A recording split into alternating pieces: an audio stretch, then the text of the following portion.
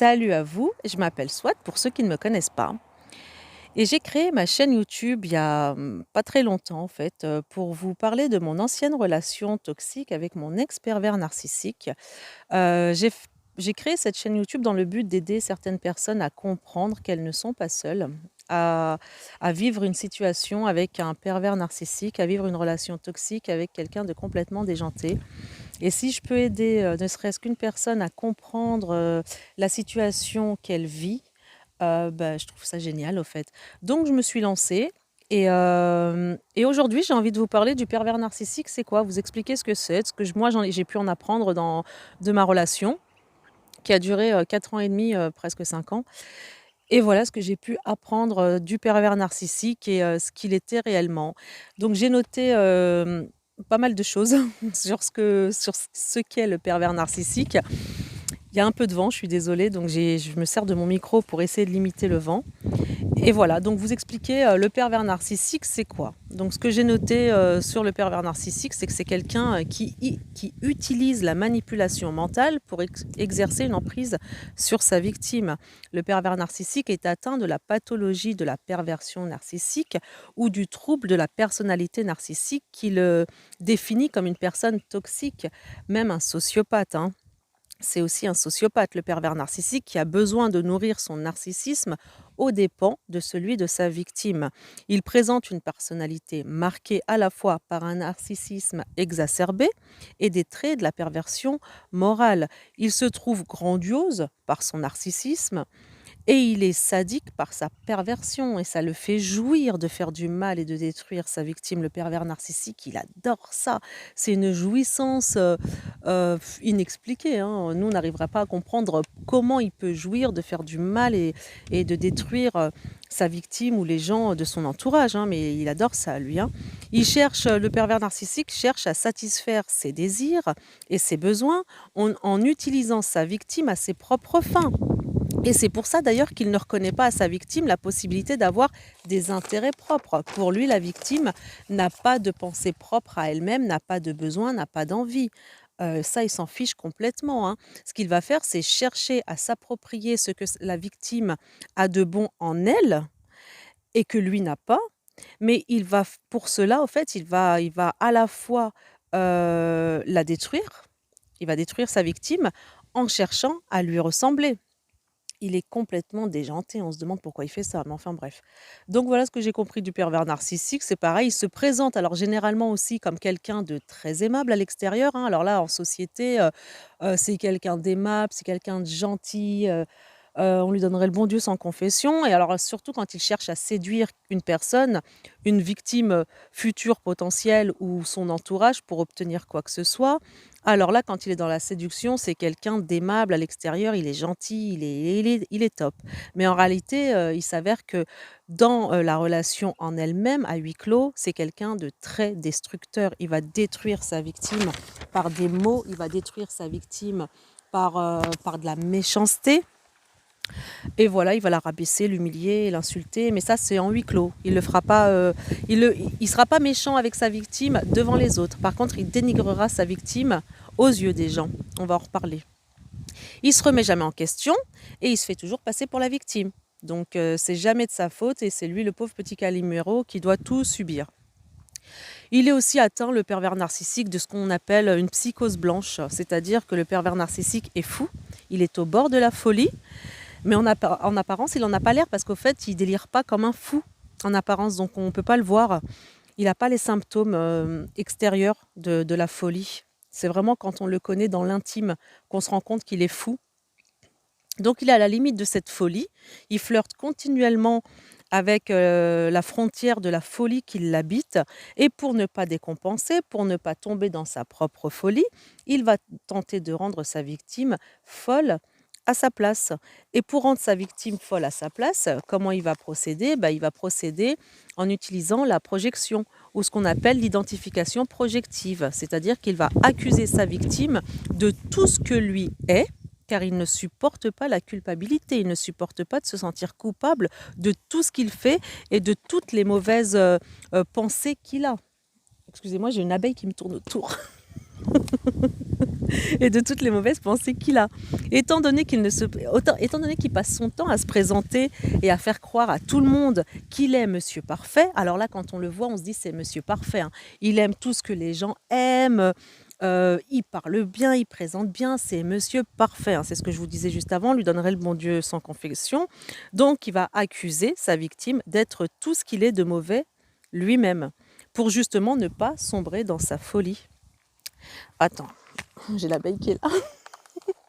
D'ailleurs, ce fonctionnement toxique va le rassurer dans son ego. Dans... Pardon, j'ai une abeille qui me tourne autour. Alors, je continue. D'ailleurs, ce fonctionnement toxique, au fait, va le rassurer dans son ego, dans sa faiblesse, dans sa fragilité. Voilà, elle est partie.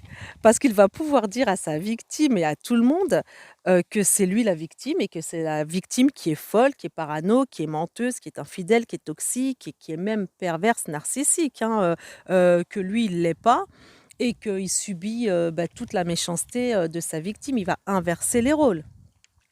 Voilà, il va aussi aller jusqu'à faire culpabiliser sa victime en lui faisant croire que le mauvais comportement qu'il a envers elle, c'est de sa faute à elle, qu'il fallait pas qu'elle se comporte comme ça parce qu'elle est tout ce dont il l'accuse, donc fausse, toxique, infidèle, folle, parano, menteuse, PN, tout ce que vous voulez, quoi. Donc c'est elle qui est comme ça. Il va lui faire penser que c'est de sa faute s'il se comporte mal avec elle et que son comportement est justifié et que lui, de toute façon, rien n'est de sa faute. On dit aussi, alors, il y a aussi une chose qu'on dit souvent, c'est on se pose aussi beaucoup cette question, est-ce que le pervers narcissique est conscient du mal qu'il fait à sa victime? Est-ce qu'il est conscient? Alors, d'être pervers narcissique, je ne pense pas qu'il soit conscient. Je pense que le pervers narcissique, s'il écoute des vidéos sur la perversion narcissique, il doit prendre les gens, moi ou les gens qui font des vidéos sur ce sujet pour des gens complètement cinglés. Il doit se dire, mais de quoi parlent ces gens-là? Ils sont complètement fous, hein. Il n'est pas conscient, au fait, qu'il est pervers narcissique. Il n'est pas conscient du mal qu'il fait, au fait. Enfin, c'est-à-dire qu'il est conscient du mal qu'il fait à sa victime, je vais plutôt reformuler. Il est conscient du mal qu'il fait à sa victime parce que quand sa victime va lui dire que ce qu'il fait, ça la blesse, qu'elle n'est pas bien et tout, il va continuer, hein. Lui, c'est son kiff, hein. Il jouit, hein, de voir sa victime triste, pas bien, voilà. Mais par contre, il n'est pas conscient que le mal que ressent sa victime, c'est du mal. C'est-à-dire que, étant donné qu'il n'est pas dans la conscience de l'émotion qu'il génère chez sa victime, il est incapable de ressentir l'émotion de mal, de tristesse que sa victime peut ressentir. Je ne sais pas si je suis très claire.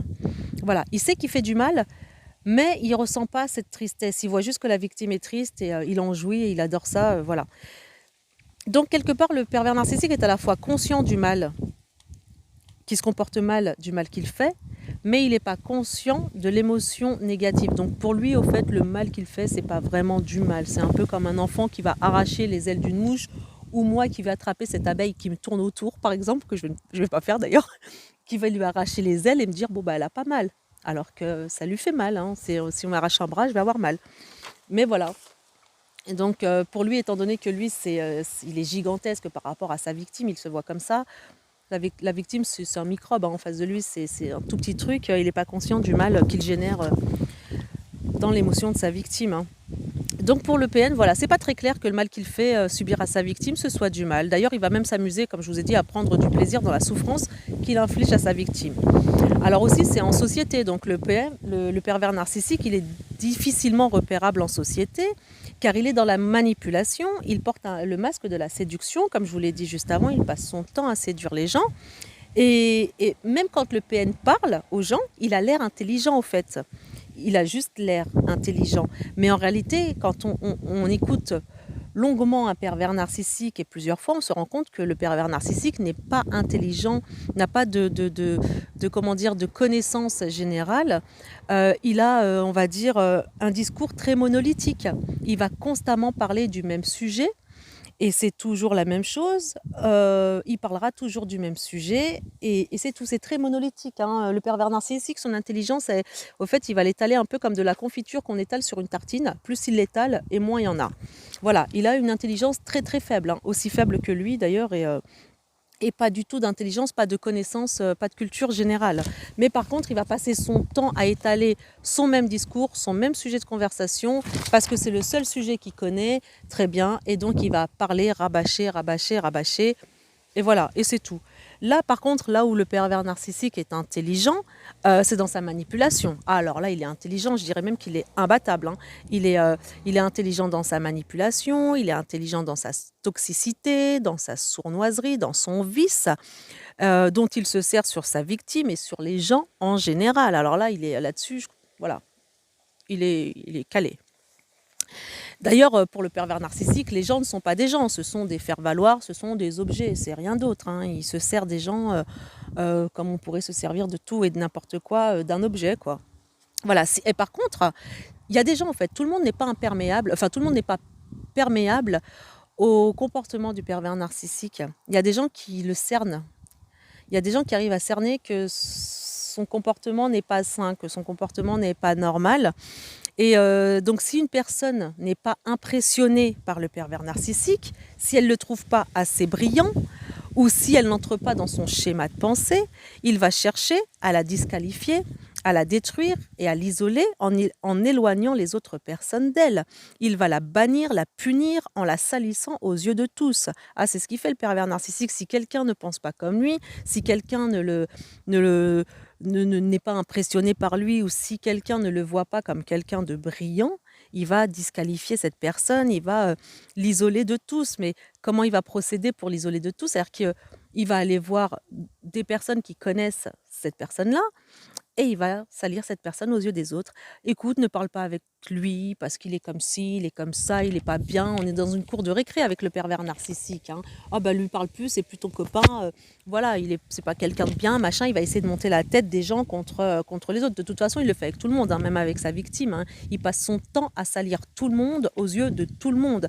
Le pervers narcissique, on dit toujours, moi je dis toujours, pour connaître quelqu'un, si la personne vient te voir en critiquant une personne devant toi, pense que quand tu as le dos tourné, peut-être il est fort probable qu'elle te critique aussi.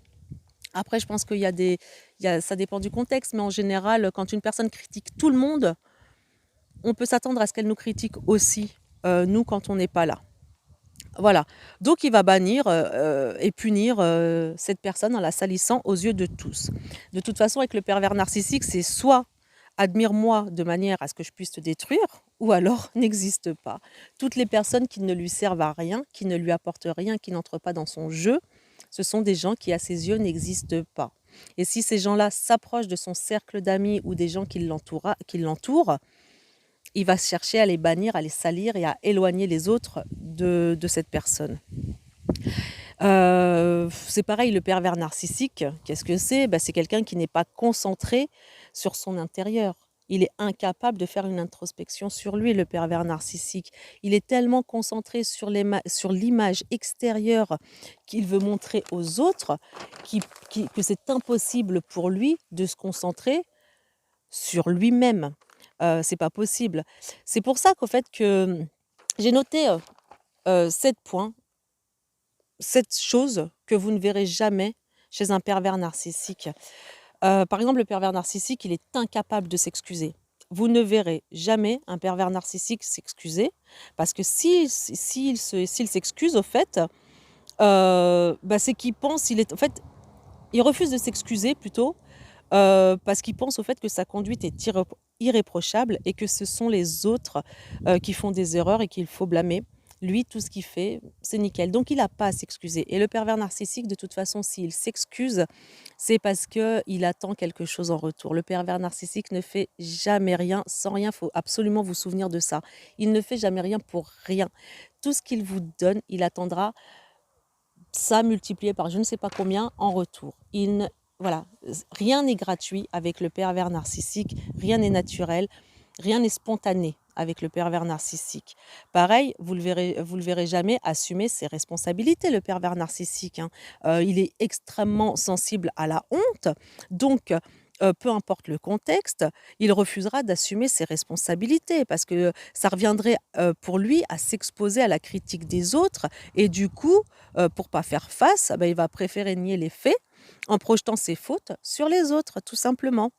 De toute façon, même sans parler de ses fautes, le pervers narcissique n'assume aucune responsabilité. Moi, le mien, il a 2 enfants de 2 femmes différentes. La première avec qui était plus âgée que lui, avec qui il est resté plus de 15 ans. Ils ont eu un enfant, elle avait 2 enfants d'une première union. Elle, il l'a éloignée, elle, il l'a emmenée vivre sur son île là-bas aux Antilles. Bon, bien qu'il lui ne soit pas antillais, mais il est parti vivre là-bas, il l'a éloigné de sa famille, il lui a fait la misère. Quand ils ont eu un enfant en commun, elle a voulu partir, elle pouvait plus subir tout ça. Il a fait quoi? Et j'ai envie de dire, il a limite kidnappé leur enfant, quoi. Il l'a gardée en pensant qu'elle allait rester, mais elle a préféré prendre ses 2 premiers enfants et partir. Et lui, ce qu'il a fait, il n'a pas assumé l'enfant, leur enfant. Il est parti le donner à sa mère en France pour qu'elle l'élève. C'est sa mère à lui, donc la grand-mère paternelle, qui a élevé son petit-fils. Mais bon, comme la grand-mère paternelle, elle n'est pas non plus très nette et que elle et son fils, donc mon ex-pervers narcissique, ont un lien assez incestueux, j'ai envie de dire. Voilà, cet enfant-là, ensuite, en grandissant, quand il a eu la vingtaine, 25 ans, entre 20 et 25, il est reparti vivre chez sa mère. Mais quand mon ex-pervers narcissique a donné son premier enfant donc à sa mère pour qu'elle l'élève, il est retourné, lui, aux Antilles, refaire sa vie avec une autre. Il a eu un enfant avec elle. Il a essayé pareil quand l'enfant a eu 8 mois, il a essayé de lui prendre l'enfant. Là, il n'a pas réussi parce que cette femme-là, par contre, c'est une Antillaise pure souche qui a toute sa famille là-bas, qui a des appuis, qui a des aides et qui est huissier de justice. Donc, il n'a pas pu faire grand-chose. Il est passé au tribunal, il a perdu, il a été banni de l'île, il a dû partir et c'est comme ça qu'il est revenu ici en France. Il avait tout coulé avant, bien sûr, hein. Et il est revenu ici en France chez sa mère avant d'arnaquer tous les gens dans la région dans laquelle on vivait à l'époque ensemble. Et puis pour repartir encore dans le sud et arnaquer encore plein de gens. Mais de toute façon, le pervers narcissique n'assumera jamais ses responsabilités. Même ses propres enfants, hein, ce que ses propres enfants peuvent penser ou les émotions qu'ils peuvent avoir en étant séparés de leur mère ou des choses comme ça. Il s'en fiche, hein, le pervers narcissique, le bien-être de ses enfants, il s'en tape, hein. Donc imaginez le bien-être des autres gens, quoi. Voilà, c'est pour vous donner un exemple. Les enfants, il s'en fout. Comment voulez-vous qu'il puisse s'intéresser à sa conjointe ou à qui que ce soit? Il s'en fout.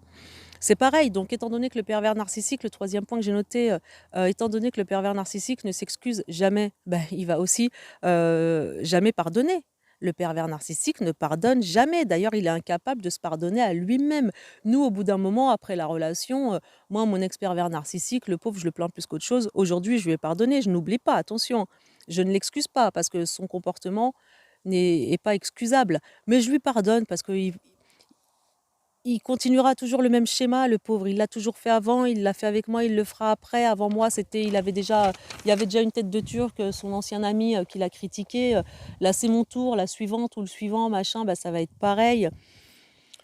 Voilà quoi, il a toujours le même schéma, le pervers narcissique. Donc lui, il pardonne pas, il pardonne jamais, il se pardonne même pas à lui-même.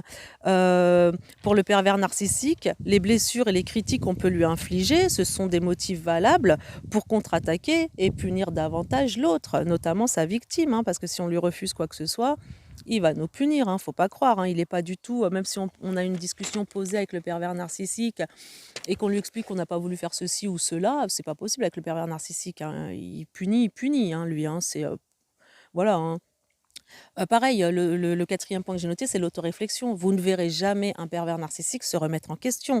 C'est pas possible. Le pervers narcissique pour le pervers narcissique, prendre du recul et réfléchir aux conséquences de ses actes, ça fait pas partie de son ADN, hein. J'ai même pas envie de dire de son vocabulaire ou de sa personnalité, ça fait carrément pas partie de son ADN. Génétiquement, c'est génétiquement impossible pour le pervers narcissique. C'est impossible pour lui de réfléchir à ce qu'il est ou à ce qu'il fait car c'est un territoire sur lequel il refuse de s'aventurer, mais complètement. Ce serait, vous imaginez, ça voudrait dire que s'il se met à réfléchir sur lui, euh, à- ça remettrait en question toute l'image, toute la fausse image qu'il a construite depuis sa plus tendre enfance. Toute cette image grandiose, cet être parfait qui s'est construit, la fausse image qu'il a de lui, elle s'effondrerait complètement et lui s'effondrerait avec. Il tomberait dans une dépression profonde, il décompenserait complètement et puis il pourrait même aller jusqu'au suicide. Non, mais c'est impossible pour le pervers narcissique de se remettre en question.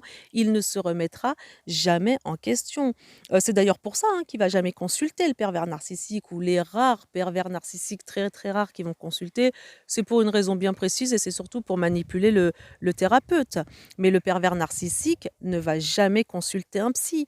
tout ce qui est su, tout ce qui est connu du pervers narcissique, c'est quasiment connu par les victimes, parce que toutes les victimes décrivent les mêmes choses, les mêmes schémas, les mêmes fonctionnements quasiment des pervers narcissiques. Voilà. Et qu'est-ce qu'il y a d'autre? Donc voilà, parce qu'il refuse catégoriquement et puis c'est pareil, il va jamais consulter et puis il refuse aussi catégoriquement, les communications honnêtes à propos de sa personne. Il préfère nourrir, l'image déformée qu'il a de lui-même et de la réalité. C'est impossible pour lui de se remettre en question. Ouais, j'ai tout noté, j'ai fait ça un peu à la va-vite, mais j'ai tout noté pour essayer d'être claire. Donc le 5e point aussi que j'ai noté, bah, c'est exprimer ses sentiments, ses vrais sentiments. Le pervers narcissique, il est incapable de noter, j'ai encore cette abeille qui me tourne autour. Le pervers narcissique, il est incapable d'exprimer ses sentiments. C'est impossible pour lui. Dès qu'il est question de sentiments, le pervers narcissique se cache des autres et de lui-même. Il est incapable de comprendre ses propres comportements et ses émotions. Il n'a pas le courage de les exprimer car il se sentira vulnérable aux yeux des autres. C'est pas possible. Il peut pas, le pervers narcissique est incapable d'exprimer sa vulnérabilité. Pour lui, c'est une faiblesse. À partir du moment où on exprime ses sentiments, alors les sentiments amoureux, les sentiments positifs, c'est pas possible pour le pervers narcissique. C'est même pas la peine d'y penser, quoi. Alors c'est pareil, le pervers narcissique a des pensées binaires, a un fonctionnement binaire. Il sait pas nuancer. C'est soit tout noir, soit tout blanc. Il a un état d'esprit complètement extrémiste. Il est incapable de nuancer une situation, hein. Il va soit idéaliser une personne, soit la dévaluer, soit la dévaloriser. Il peut pas, c'est blanc ou noir. C'est ou pas de sa faute, et c'est souvent pas de sa faute, et voire toujours, et très très souvent de la faute de l'autre. Donc voilà, il n'y a pas de nuance, il n'y a pas de, dans une relation avec le pervers narcissique, dans une dispute, c'est de la faute de l'autre, à 100%. Lui, il n'a rien fait de mal. Voilà, il est persuadé que tout le monde, et en plus, le pire, voilà, c'est ça, c'est qu'il est persuadé en plus que tout le monde voit la vie comme lui, hein. Tout le monde voit les choses comme lui. Et puis si on ne pense pas comme lui, ben, on ne doit pas exister. Et puis le 7e point, donc c'est pareil, c'est agir de manière désintéressée. Étant donné que le pervers narcissique n'a pas d'empathie, il est vide. Il n'a presque rien à offrir. Donc, pour lui, donner sans rien demander en retour, c'est quelque chose qu'il ne comprend pas. C'est impossible pour lui de faire une démarche ou de rendre un service spontanément sans rien attendre en retour. Il n'arrive pas à comprendre ce fonctionnement. C'est pas possible pour lui. À partir du moment où il fait quelque chose, on doit lui rendre. Et on doit lui rendre beaucoup plus que ce qu'il a fait. Puisque ses besoins, de toute façon, ils n'ont jamais été satisfaits dans sa petite enfance, hein, depuis son plus jeune âge. Donc il grandit en développant une image grandiose de lui-même. Pour lui, tout ce qui compte, c'est sa petite personne. Donc le pervers narcissique, au fait, voilà, c'est lui, encore lui, toujours lui, et que lui qui compte. Et au fait, je voulais terminer en vous disant que vu que le pervers narcissique fait de la projection, il projette sur vous au fait de l'identification projective. Ce qu'il faut vous dire, c'est que lorsque le pervers narcissique, mais ça il faut bien vous le dire, hein, il faut vraiment que vous arriviez à vous convaincre de ça parce que c'est réellement comme ça. Quand le pervers narcissique vous dit tu es menteuse, tu es parano, tu es infidèle, tu es toxique, tu es folle, tu es ou perverse narcissique, il faut entendre de sa bouche je suis. Quand le pervers narcissique vous accuse d'être ou d'avoir été infidèle, ou peut-être d'avoir l'objectif d'être infidèle, c'est que c'est lui qui va l'être, qu'il l'a été ou qu'il l'est. S'il vous dit tu es infidèle, soyez quasiment sûr qu'il est infidèle. S'il vous dit que vous êtes menteuse, c'est que c'est lui qui ment. Quand il vous dit je n'ai pas confiance en toi, entendez je n'ai pas confiance en moi. Quand il vous dit tu es folle, entendez que c'est lui qui est fou, mais je crois qu'il arrive même à se convaincre que c'est pas vrai. Voilà, le pervers narcissique est dingue et c'est une maladie ce qu'il a. Et le problème, c'est que c'est même pas soignable au fait parce qu'il se remet pas en question. Le pervers narcissique, moi, si mon ex-pervers narcissique, il m'entend parler là sur les vidéos, il va se dire mais elle est complètement folle. Qu'est-ce qu'elle raconte? Bah écoute, je raconte ce que je raconte et je raconte ce que je pense la majorité des gens ont vécu, tout comme moi. Donc voilà les amis, je vous fais des gros bisous. Prenez bien soin de vous, n'oubliez jamais qui vous êtes. J'espère avoir été claire sur ce qu'est le pervers narcissique. J'ai tout noté, j'ai beaucoup lu aujourd'hui parce que je voulais pas oublier grand chose et j'espère que ça a été plus ou moins dit dans l'ordre malgré l'abeille qui me tourne autour. Voilà, je vous fais des gros bisous et puis je vous dis à très vite. Prenez bien soin de vous, à bientôt et n'oubliez jamais qui vous êtes. Gros bisous.